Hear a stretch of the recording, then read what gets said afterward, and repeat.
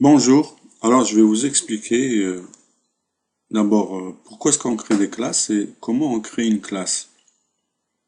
Alors l'exemple de classe que je vais donner, c'est le déplacement d'un objet et cet objet doit tourner en même temps. Donc je vais créer une classe d'objet qui tourne et ensuite dans mon fichier FLA, j'utiliserai cette classe.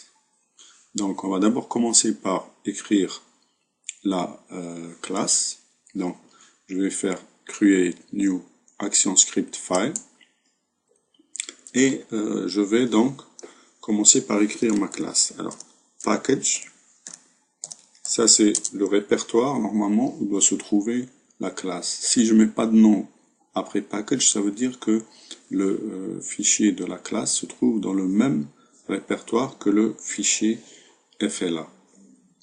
Ensuite, donc, on va écrire la classe, on ouvre une accolade et on va d'abord importer les classes nécessaires. Alors, les classes dont on a besoin, ce sont les classes Flash Display Movie Clip, parce que ça va être des animations.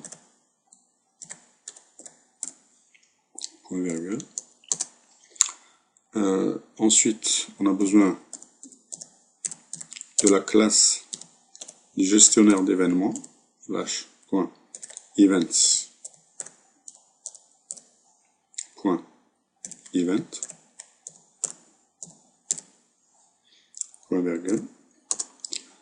et ensuite, on va donc définir le nom de notre classe. D'abord, on la déclare, public class. Et le nom qu'on va lui donner, c'est tournante, puisque ça va être des objets qui tournent. Et cette classe, elle étend, c'est-à-dire, c'est l'extension de la classe MovieClip. Alors, cette classe, on la définit ainsi. J'ouvre l'accolade et je déclare les variables de cette classe. La première variable, c'est public var, alors c'est v.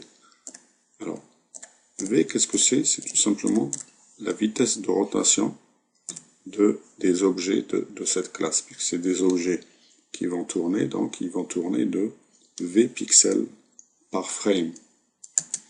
Alors, la deuxième chose qu'on va définir, c'est la méthode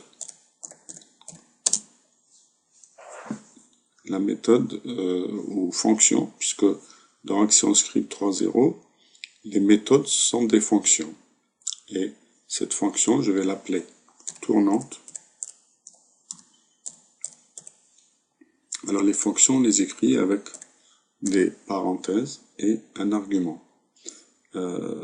Ici, ce qu'on remarque, c'est que ici, je vais l'écrire, je vais prendre exactement le même nom que le nom de la classe. Et pourquoi? Parce que on fait ainsi un constructeur. Lorsque la fonction ou la méthode a le même nom que la classe, on fait ce qu'on appelle un constructeur. C'est une méthode avec qui a un argument, ou plusieurs arguments si ça dépend. Alors, la fonction, on va la définir. Alors aussi, c'est entre accolades. Et cette fonction, qu'est-ce qu'elle fait? On utilise un gestionnaire d'événements, add event listener, et ce gestionnaire d'événements, il a comme argument event.enter frame. Alors, c'est des majuscules ici. Dans ActionScript, tout ce qui est majuscule, c'est des constantes. Tourner la fonction. Qu'est-ce que ça veut dire cette phrase? Ça veut dire tout simplement que notre gestionnaire d'événements va nous informer sur chaque entrée de frame. À chaque fois que l'événement interframe a lieu, et bien sûr il a lieu à chaque entrée de frame, comme son nom l'indique, eh bien ActionScript va appliquer la fonction tourner. D'accord? Alors, cette fonction tourner, en quoi elle consiste? Alors, on la définit ici. Function tourner. Et là, elle a bien sûr un argument, j'appelle E, qui est de type event, c'est un argument de type événement. Ici, remarquez, je l'ai appelé petit e, mais j'aurais pu donner n'importe quel nom.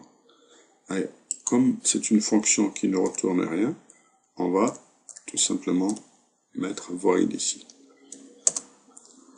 Alors, il faut la définir aussi, cette fonction, donc on écrit, pardon, je vais la mettre. Moi, je préfère mettre les accolades de début après le mot fonction, pas sur la même ligne comme on le fait d'habitude, et vous allez comprendre tout à l'heure pourquoi. Alors, cette fonction, c'est la fonction qui va faire tourner notre objet. Donc, ça veut dire que la propriété rotation, c'est-à-dire l'angle, est égal à rotation plus V.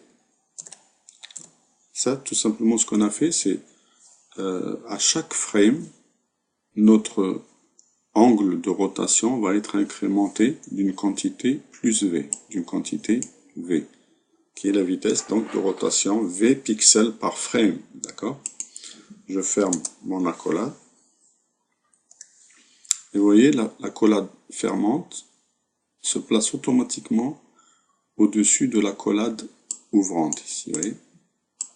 Ça, c'est l'accolade ouvrante, l'accolade fermante. Alors, et là, maintenant, je n'ai plus à chercher combien j'ai d'accolades. J'ai qu'à faire plusieurs accolades de suite. Entrée. Encore une autre accolade de suite. Et je le fais jusqu'à ce que j'arrive à la dernière accolade. Vous voyez, normalement, voilà. Celle-là, si elle correspond à celle-là. Celle-ci, elle correspond à celle-ci. Celle-ci, elle correspond à celle-ci. Et celle-ci correspond à celle-là. Donc, ça, c'est une méthode beaucoup plus intéressante pour placer les accolades. Vous ne risquez pas d'en oublier. Alors, ça y est, j'ai fini ma classe. Alors, je vais l'enregistrer. File, save as. Alors, bien sûr, il faut lui donner le nom de la classe tournante. Et ActionScript va lui donner une extension .as. Je l'enregistre. Alors, maintenant, je vais écrire mon fichier principal. Donc, je vais faire File, New, et je vais prendre ici Flash File, ActionScript 3.0. Je vais ouvrir mon panneau Action, et j'écris mon fichier. Bon, peut-être avant d'écrire le fichier, je vais insérer le symbole qu'on va déplacer, qu'on va animer. Alors, insert new symbol, et c'est un rectangle qu'on va dessiner, donc je vais l'appeler rectangle. Et bien sûr, il faut le lier à ActionScript ici, donc il faut cocher ça veut dire qu'on va le manipuler avec ActionScript. Et le nom de la classe ici, ActionScript nous propose un nom par défaut qui est le nom qu'on a donné au symbole, mais nous, ici, il faut lui donner le nom de notre classe tournante qu'on vient de créer. OK. Et il nous propose de créer un chemin pour cette classe, puisque c'est une classe qui n'existe pas dans ActionScript, c'est une classe que nous, on a créée. Donc, on met OK, et on dessine notre symbole, petit rectangle, voilà. Et ensuite, on passe de nouveau, on sort du mode édition du symbole, et on va donc maintenant écrire notre fichier FL1. Alors, on doit d'abord importer notre classe, importe donc tournante. Ensuite,